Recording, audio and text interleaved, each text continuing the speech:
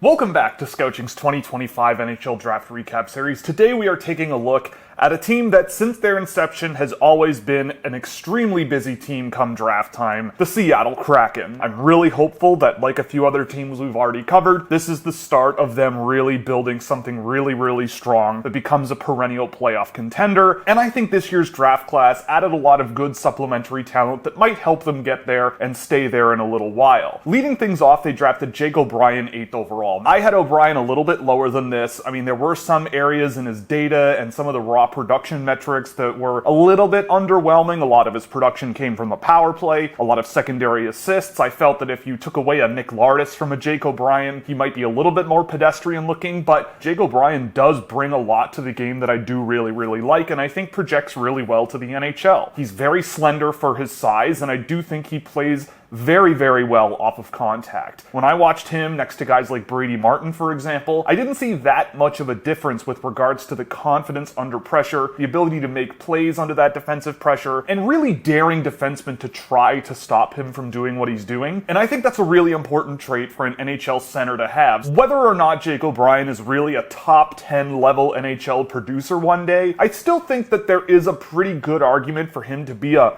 middle six center, maybe he ends up a winger at the end of the day, that really thrives on playmaking and not wasting his own scoring chances. And I think that that's a valuable thing to have, and considering the amount of really high-octane offensive-leaning centers they've drafted over the years, another one that is a little bit more balanced and maybe a little more size-oriented is a nice compliment. I'm okay with this pick, even if it wasn't the best guy on my list at this point. At 36th overall, they drafted Blake Fiddler. Blake Fiddler, in my mind, got a little bit overhyped coming out of the Hlinka tournament, but I do feel like there was enough there towards the end of the first round this year where it was worth betting on him, especially when I saw some of the defensemen that went between the 25 and 35 range. Fiddler, I think, belongs in that group, or at least at the top end of it. Fiddler's an interesting pickup. I had him at 20 on my list because I think he just projects as a really interesting, well-rounded defenseman. He's a pretty good puck rusher. He's got a bit of skill to him. I've seen him go end-to-end on some really nice rushes, carving through traffic, and I think any skill improvements from here will only supplement that really well. The defensive play, I think, was a bit of a mixed bag. Monitoring play along the boards, finishing checks, boxing out the front of the net. It was all fine, but not amazing. But he did have a really good sense for defensive gap control, finding ways to clog up the neutral zone and blocking pucks with his stick, and all those basic defensive things he does decently well. This is a player that has an interesting blank slate of foundational tools, and that's not uncommon for a team like Seattle to draft. They do seem to like defensemen like this, and I could see Fiddler being an interesting pick that just gets better from here, and I don't expect huge things out of him, but there is a bit of a ceiling to his game, and it will be interesting to see how things turn out for him. At 68th overall, they drafted Will Reynolds. This is a pattern for Seattle. They tend to just love to draft big, rangy, mobile guys, and that was my read on Will Reynolds whenever I watched him this year. I didn't really see a whole lot of super high upside with Reynolds, but the things he does bring to the table, he brings in pretty good value. He's a big but mobile player. He's got a powerful stride. There's a bit of puck skill to him as well. He's not a non-factor offensively either. I just didn't see enough that really pushed the game and moved the needle a whole lot, let alone the defensive gap control and stick checking ability that I really value in a defenseman, but who's to say you can't coach that into a guy's game? He can at least get around the ice pretty well, and there's a nice fundamental baseline of physical tools, and the fact that he isn't small are all good things that you can bet on. At 134th, they basically drafted who may be the Will Reynolds of the NHL in Maxim Agafonov. Agafonov is another big, lanky defenseman who I watched earlier in the year, and I mean, people were telling me he might be a top 2 round pick. There was even someone who told me that teams were looking at him as a first round pick at the beginning of the year, and I'm not here to say that those people are right. I was very surprised by that, but Agafonov is a solid skating guy who thrives when the game is simple. He can sit back really effectively. He makes accurate passes very well timed. He very rarely is taking a whole lot of risk on in his game in the games that I've seen. The NHL, I don't really think is a good fit for his style of play as it is right now. I think he's just going to need to learn a level of intensity and competitiveness and really pushing the envelope a little more in order to project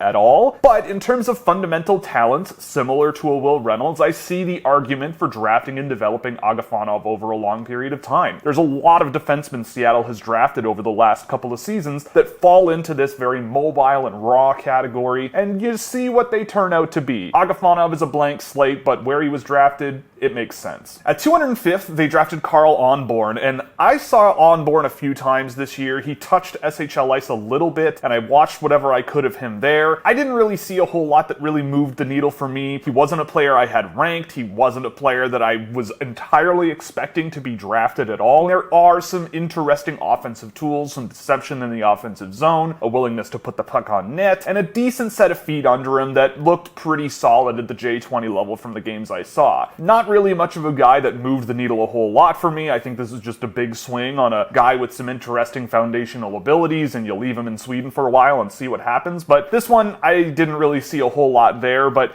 if we're looking at all of the other players that they drafted ahead of him, Fiddler, Reynolds, Agafonov, they're all just project defensemen who have a wide variety of outcomes. I just feel like Onborn of all of those is the least likely and lowest ceiling. But it's the 7th round. What can you ask for? And at 218th, they drafted another Swede in Loki Kron. Kron is a player that I saw only a few times this year, very, very rarely and in passing. So I went back and watched him after the draft, and I saw some interesting things there in terms of just a willingness to use the size that he does have, get to the net. He's got a pretty quick release. I never was really blown away with his game, to be perfectly honest. It was just sort of a good performance every time I saw him at the under 20 level in Sweden. So for me, this is another just sort of bet on long-term upside. He's not small. He certainly does have some moments of offensive tools that I do really like, a quick wrist shot release, some confidence through traffic. So it's not like this guy is nothing. But again, we're talking about 218th overall. It's a swing in the dark, and we'll only really know in about 4 years what Loki Kron could be. Similar to a lot of the other players they drafted. Interesting fundamental baseline. There were other swings in the dark I would have made here, but what can you do? Loki Kron is fine. So for Seattle, I'm giving them a 2A. This seems to be a trend. Guys who might turn out to be something, and there's at least an argument for why they got drafted. Jake OBrien, top 10, I wouldn't have done it, but considering their history and the lack of real, in my opinion, high-end defensemen available this year, he's a decent bet. I think he projects well to the NHL, to be perfectly honest. I don't think it's necessarily like this guy's going to be a bust or anything. I had him ranked a little bit later than this, and I can see the appeal of him in the top 10, and I definitely with him see a good development case over the next few years. Blake Fiddler, I think, is just great value at 36. Some of the defensemen that went ahead of him, they might be bigger and maybe a little more physical, but I don't think they really bring the confidence and the puck skill and definitely the gap management defensively that a guy like Blake Fiddler does. He doesn't rely on his size too much. He just needs to learn how to use it a little more effectively, if that makes sense. So for me with Blake Fiddler, really good value pickup at 36. Will Reynolds, Maxim Agafonov, and Carl Onborn are all pretty raw defensemen that all bring something to the game that definitely stuck out a little bit, especially Reynolds and Agafonov. I don't think Agafonov projects his style of play into the NHL particularly well these days. Will Reynolds a little bit better. They did do an interesting thing of drafting a similar type of defenseman, but in decreasing order of likelihood, in my opinion, to do something in the NHL. So we'll see what happens with these players. They're all interesting. They have some good tools. And Loki Kron,